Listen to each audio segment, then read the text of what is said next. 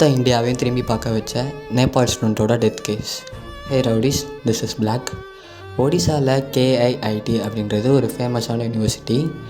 நேபாள்லேருந்து எஜுகேஷனுக்காக பிரக்ரிதி அப்படின்ற ஒரு நேபாள் பொண்ணு வந்துட்டு இங்கே படிக்கிறதுக்காக வந்திருக்காங்க.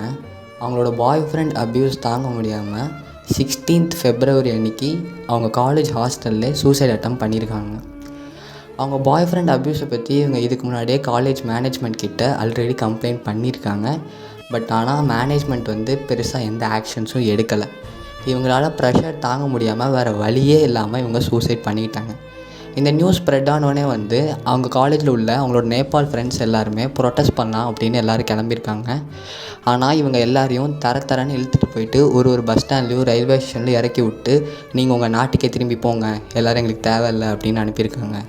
அண்ட் அது மட்டும் இல்லாமல் ரொம்ப கீழ்த்தனமான ஒரு சில வார்த்தைகள்லாம் யூஸ் பண்ணியிருக்காங்க. உங்கள் நாட்டோட பட்ஜெட்டே எங்களோட காலேஜோட பட்ஜெட்டு கீழே தான் அப்படின்றது அங்கே உள்ள கால் ப்ரொஃபஸர்ஸ் அண்ட் வார்டன்ஸ் எல்லாம் பேசியிருக்காங்க. இதை நீங்கள் யூடியூப்லேயும் கூட சர்ச் பண்ணி பார்க்கலாம். இன்னமும் இந்தியாவில் இந்த மாதிரி ஆளுங்கள்லாம் இருக்காங்கன்னு நினைக்கும் போது ரொம்ப கேவலமாக இருக்குது. இதை பற்றி நீங்கள் என்ன நினைக்கிங்கிறத கமெண்ட் பண்ணுங்கள்.